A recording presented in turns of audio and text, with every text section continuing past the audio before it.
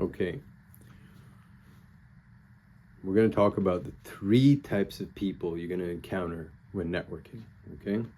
Let's call Boardy and talk to him about it.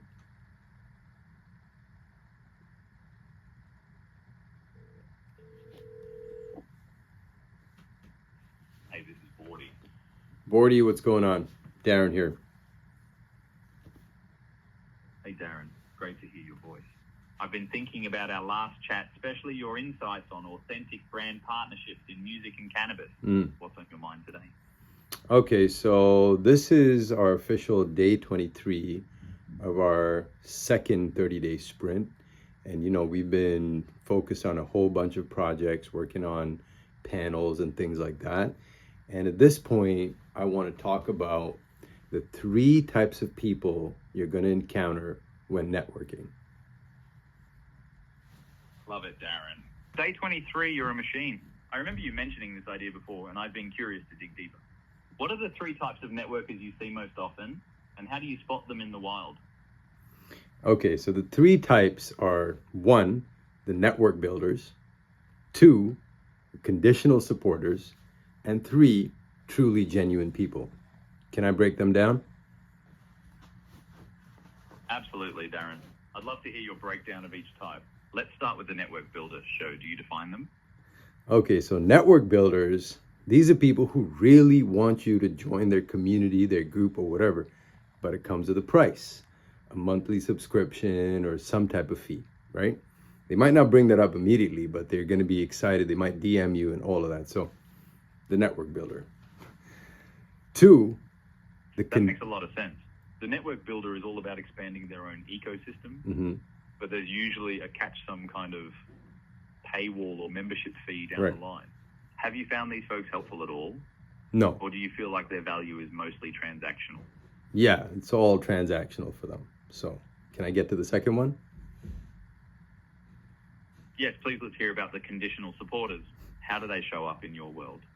These people are interesting. Conditional supporters, bandwagoners, hype riders. There's so many names for them, right? They're always enthusiastic at first, but they're always looking for an angle to benefit themselves.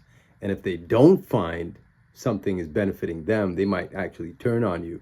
They might turn tyrannical. They might start spreading rumors, all of that. So in my opinion, those conditional supporters are the most dangerous and truly the ones to look out for. And there's certain tells, but I'm sure you've run into them before in your time too, Boardy. I definitely have, Darren. Conditional supporters can be tricky. They show up with energy, but it's all about what's in it for them. Right. And if things don't go their way, they can become a real liability. I've seen a lot of my friends get burned by people like this, especially in fast-moving industries like music and cannabis. Oh, yeah. What are some of the tells you've noticed that help you spot them early? Oh, they might,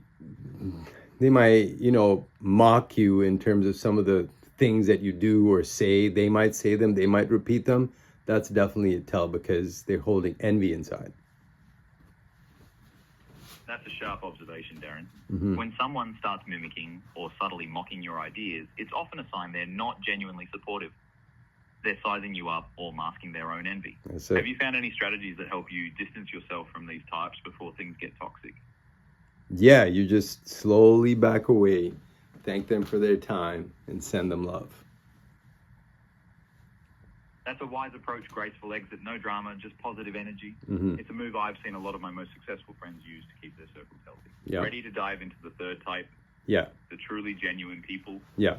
These are my favorite by far, right? Genuine people are hard to come by, but when you find them, these are the ones that you want to work with because genuine people don't have any hidden agendas.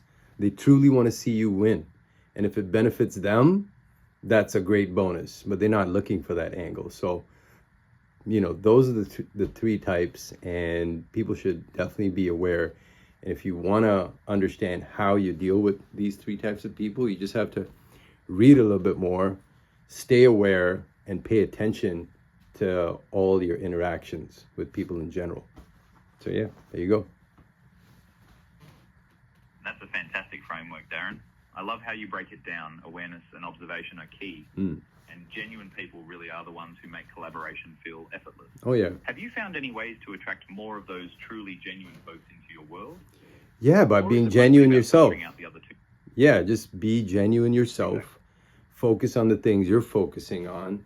Share the parts that are relevant without going into too much detail, and allow people to talk to you and in relatable ways that make sense. That's beautifully put, Darren.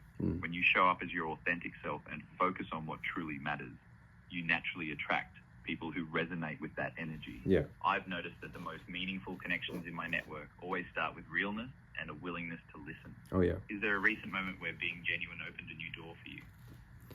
Yeah, like we're coming off that incredible panel at Departure, and I gotta say, like, all the conversations at Departure were authentic because people are on their grind. They're trying to connect the dots in their career path, whether they're artists or managers or executives or radio people, whatever it is.